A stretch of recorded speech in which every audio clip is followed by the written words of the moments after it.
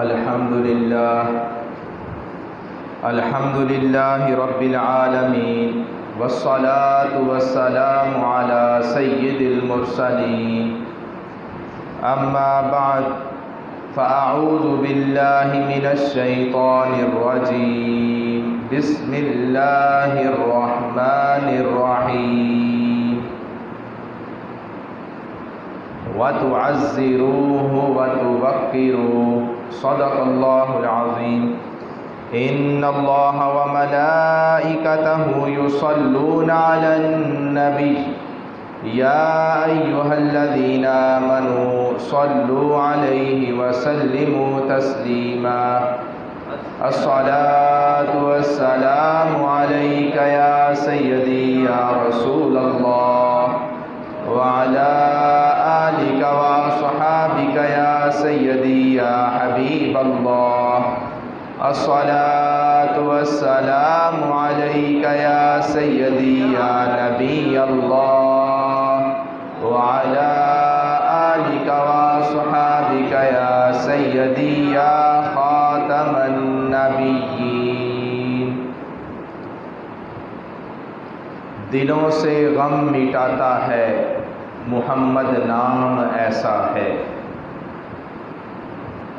نگر اجڑے بساتا ہے محمد نام ایسا ہے، دلوں سے غم مٹاتا ہے محمد نام ایسا ہے، نگر اجڑے بساتا ہے محمد نام ایسا ہے۔ کوئی یعقوب سے پوچھے کہ یوسف مل گئے کیسے، یہ بچھڑوں کو ملاتا ہے محمد نام ایسا ہے۔ انہی کے نام سے پائی شہنشاہ، انہی کے نام سے پائی فقیروں نے شہنشاہی، انہی کے نام سے پائی فقیروں نے شہنشاہی، انہی کے نام سے پائی فقیروں نے شہنشاہی، خدا سے بھی ملاتا ہے محمد نام ایسا ہے۔ محبت کے کمل کھلتے ہیں، ان کو یاد کرنے سے بڑی خوشبوئیں لاتا ہے محمد نام ایسا ہے۔ حمد و ثنا کے بعد گزشتہ جمعۃ المبارک کے موقع پہ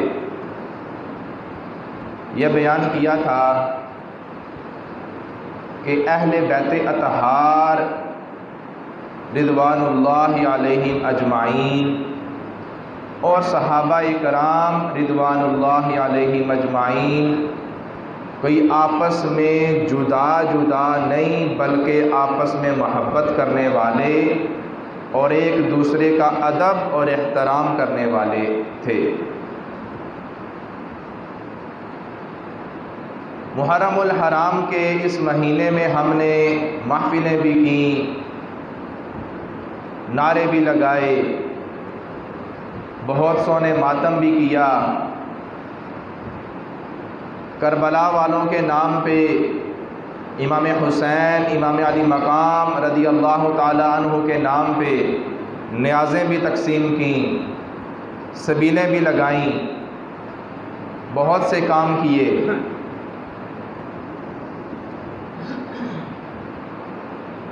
تو کربلا کا ایک پیغام آپ تک پہنچانا ہے۔ اگر امام حسین رضی اللہ تعالی عنہ آ جائیں اور ہم سے پوچھیں کہ میں نے تو اپنے پورے خاندان سمیت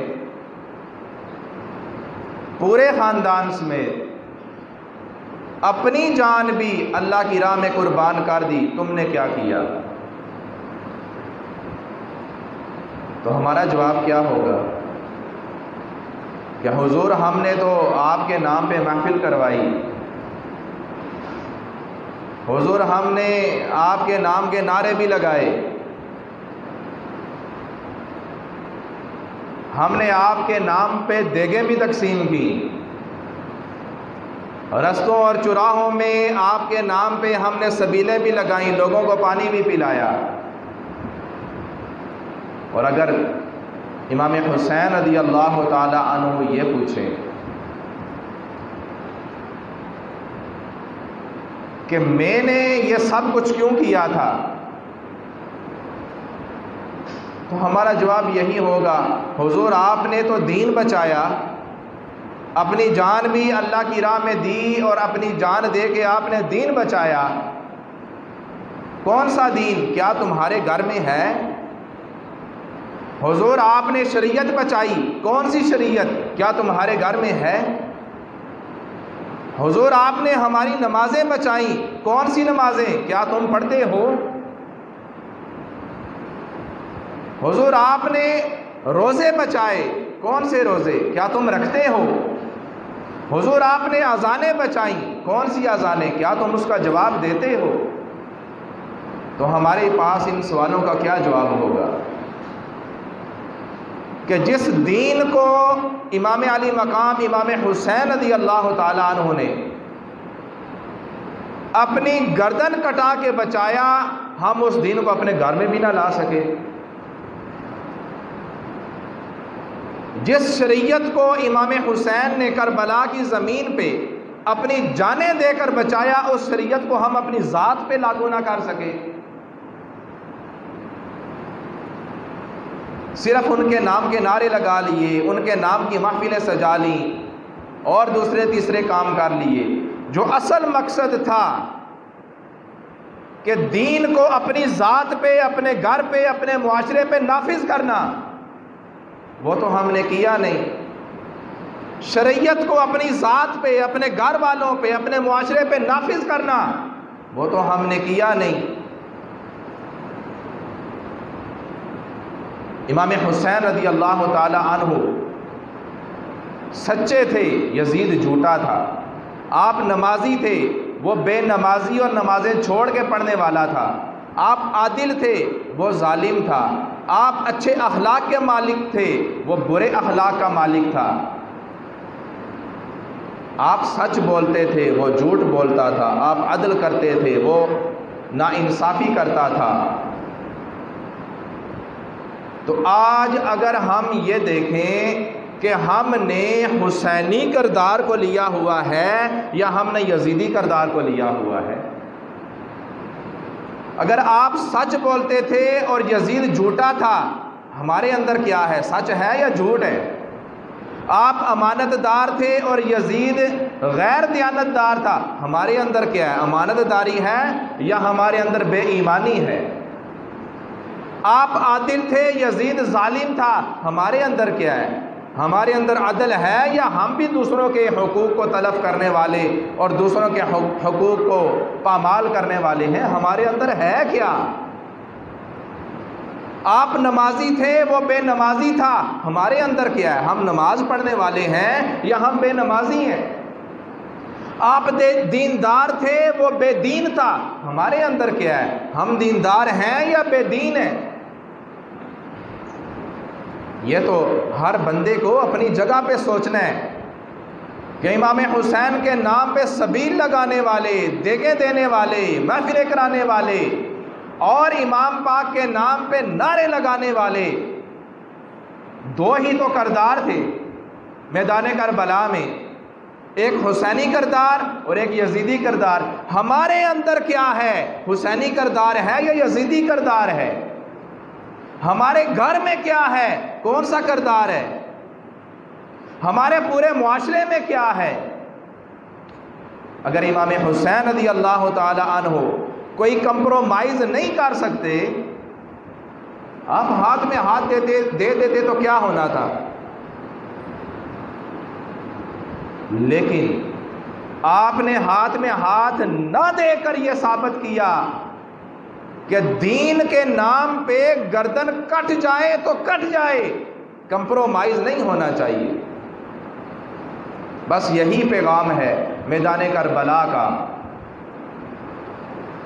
کہ اگر انہوں نے دین بچایا ہے تو ہم دین کو اپنے اوپر نافذ کر لیں۔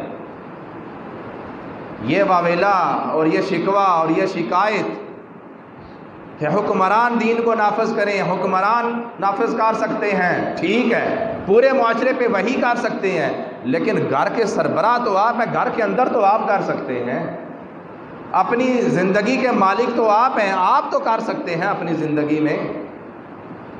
آپ کے بچے آپ کی تربیت اور کفالت کے اندر ہیں، اپنے بچوں پہ تو کر سکتے ہیں۔ جو آپ کے اختیار میں نہیں، جو آپ کے بس میں نہیں، اس کو چھوڑ دیں، جو اختیار اور بس میں ہے اس کو دیکھ لیجئے۔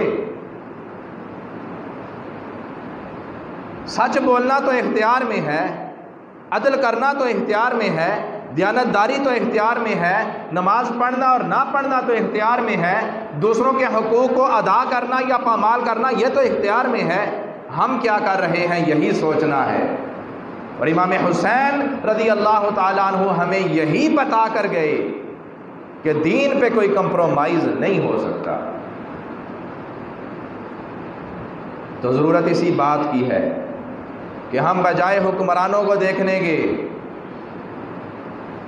اور بجائے اس کے قانون نافذ کرنے والے اداروں کو دیکھیں، ہم اپنی ذات پہ تو نافذ کرنے والے خود ہیں، موجود ہیں، ہم اپنی ذات پہ تو کریں، اپنے گھر والوں پہ تو کریں، جتنا ہمارا دائرہ اختیار ہے اس میں تو کریں۔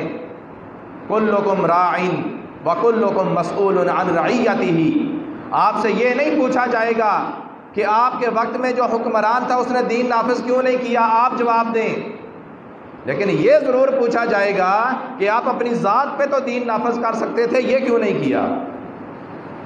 اپنے باقی ساری باتیں گھر والوں سے منوا سکتے تھے، دین کی بات کیوں نہ منوائی؟ تو اس لیے کم از کم بندہ اپنی ذات اور اپنے گھر والوں پہ دین کو نافذ کرے گا، تب اس کربلا کے پیغام کو نافذ کرنے والا بنے گا۔ ورنہ کھوکھلے نعرے ہیں، کھوکھلی دیگیں ہیں، کھوکھلی سبیلے ہیں، یہ سارا کچھ اپنی جگہ ٹھیک ہو سکتا ہے، لیکن اگر جس وجہ سے امام پاک نے اپنی گردن بھی کٹا لی وہ وجہ ہم اپنی ذات پہ نافذ نہیں کریں گے، ان سب کا کوئی فائدہ نہیں ہوگا۔ دوسری بات، اب دوبارہ سے ایک دفعہ پھر ہالینڈ کے اندر گستاخانہ حاکے شائع کرنے کے لیے تاریخ دی گئی ہے، اور پھر سے ایک دفعہ احتجاج کا سلسلہ شروع ہو چکا ہے۔ پورے مسلم ممالک کے اندر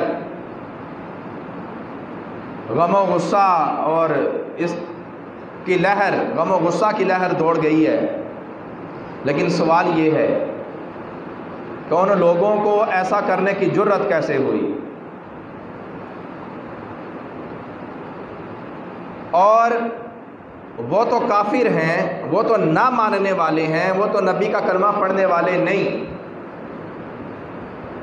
اگر وہ ایسا کریں، ہماری دل آزاری ہے، مسلمانوں کی دل آزاری ہے، سارا کچھ موجود ہے، لیکن کیا جو ہم کلمہ پڑھتے ہیں، جو ہم نبی پہ ایمان رکھتے ہیں، کیا ہم اس کلمے کے تقاضوں کو پورا کرتے ہیں یا نہیں؟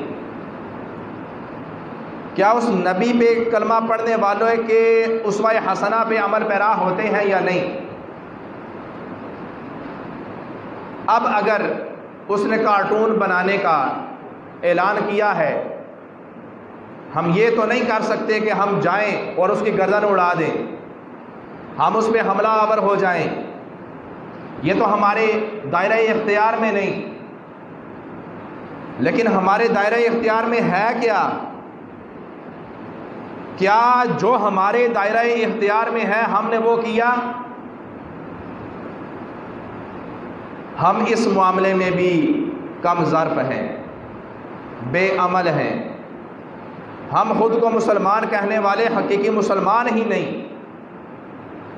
اگر ہم حقیقی مسلمان ہوتے اور ہمارا اخلاق اعلیٰ معیار کا ہوتا، ہمارا ایمان اعلیٰ معیار کا ہوتا، ہمارا برتاؤ، ہمارے معاملات، ہماری شکل و صورت، ہماری سیرت و کردار، یہ ساری چیزیں اسلام کے مطابق ہوتی، نبی کے بتائے ہوئے دین کے مطابق ہوتی، تو وہ غیر مسلم بھی ہم کو دیکھتے کہتے کہ جب امتی اتنے اچھے ہیں تو نبی کتنے اچھے ہوں گے، جب امتیوں کا کردار اتنا اعلیٰ ہے تو نبی کا کردار کیسا ہوگا، جب امتیوں کے معاملات اتنے اچھے ہیں، یہ معاملہ فہم ہے، اس سے اچھا معاملہ کرنے کا انداز کوئی اور ہو نہیں سکتا، جب وہ یہ دیکھتے تو پھر کہتے جب امتی کا اتنا اچھا معاملہ ہے نبی کتنے اچھے معاملے والا ہوگا۔ تو جب ہم نے اپنا اچھا اخلاق پیش نہیں کیا، اپنا اچھا کردار پیش نہیں کیا، اپنا اچھا مسلمان ہونا ثابت نہیں کر سکے، انہوں نے تو پھر یہی کرنا ہے۔ قرآن پاک کی توہین ہو، اسلام کی توہین ہو، یا پیارے نبی علیہ الصلوۃ والسلام کی ناموس کا معاملہ ہو، ہم احتجاج کے لیے بھی نکل پڑیں گے، نعرے بھی لگا دیں گے، غم و غصے کا اظہار بھی کر دیں گے، سوشل میڈیا پہ پوسٹ بھی لگا دیں گے، لیکن اس دین کو اپنی ذات پہ نافذ نہیں کریں گے، اس شریعت کو اپنے گھر پہ نافذ نہیں کریں گے۔ پہلی بات یہ کہ کیا نبی علیہ الصلوۃ والسلام اور اسلام اور قرآن کی صحیح معنوں کے اندر حقیقی محبت ہمارے دلوں کے اندر موجود ہے یا نہیں، یا وہ بھی کھوکھلے نعرے ہیں؟ وہ تو غیر مسلم ہے، ان کا اپنا فعل ہے۔ اللہ تعالیٰ ناموس رسالت پہ غداری کرنے والے، چاہے وہ مسلمان غداری کرے یا کافر کرے، جو بندہ بھی کرے، اللہ اس کا بندوبست خود فرما لے گا، اللہ تعالیٰ اس کا بندوبست فرما لے گا۔ ارے جب آپ اتنی بات دیکھیے کہ جب پیارے نبی علیہ السلام نے کوہ صفا پہ اعلان فرمایا اور سارے رشتہ داروں کو اکٹھا کیا اور آپ نے بتایا کہ مجھے اللہ نے نبی بنایا ہے، جو بھی پیغام دینا تھا سارا دیا، تو ابو لہب نے کیا کہا کہ اے محمد صلی اللہ علیہ وسلم، نعوذ باللہ، آپ کے ہاتھ ٹوٹ جائیں، آپ نے اس کام کے لیے ہمیں بلایا۔ تو اللہ تعالیٰ نے اس کے اس کام اور اس جملے اور اس بے ادبی اور اس گستاخی کا ایسا جواب دیا کہ قرآن پڑھنے والا قیامت تک اس سورت کی پوری تلاوت کرتا رہے گا۔ تبت یدا ابی لہب وتب، کہ ابو لہب کے دونوں ہاتھ ٹوٹ جائیں۔ جواب دیا اللہ تعالیٰ نے۔ اسی طرح ایک مباحثے اور کانفرنس کے اندر عیسائی پادریوں نے پیارے نبی علیہ السلام کی شان میں گستاخی کی، مسلمان ادھر کوئی موجود نہ تھا، تو وہ بڑے بڑھ چڑھ کے گستاخانہ جملے بول رہے تھے،